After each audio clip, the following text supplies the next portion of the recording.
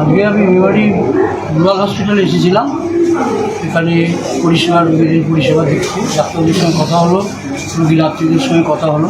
কালকে একটি পাগলকে এখানে পাওয়া গিয়েছিল, অজ্ঞাত পরিচয় ব্যক্তি, তাকে ভর্তি করা হয়েছে। এখানে তার চিকিৎসা চলছে।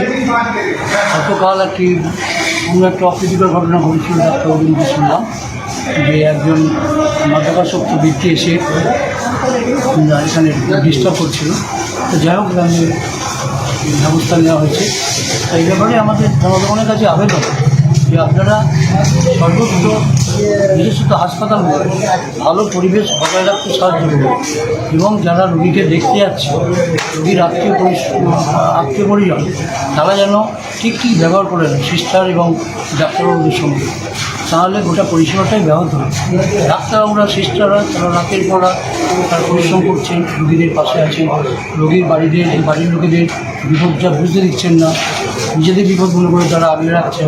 সেক্ষেত্রে আমরা যদি তাদের সঠিকভাবে নিরাপত্তা না দিতে পারি বা তাদের পাশে না থাকতে পারি, তাহলে তাদের ফলে অসহযোগিতা করা হবে এবং এটা কোনো ক্রমেই কাম্য না। আমাদের সকলেরই সতর্ক থাকা উচিত, যাতে ডাক্তারবাবু, সিস্টাররা এবং আমরা যারা জিডি কর্মী যারা রয়েছে বা অন্যান্য যারা হাসপাতালের সংলগ্ন যারা যুক্ত কর্মী বন্ধুরা রয়েছেন, তাদের সঙ্গে যেন সকলে ভালো ব্যবহার করেন। এটা আমাদের সকলের কাছে আবেদন।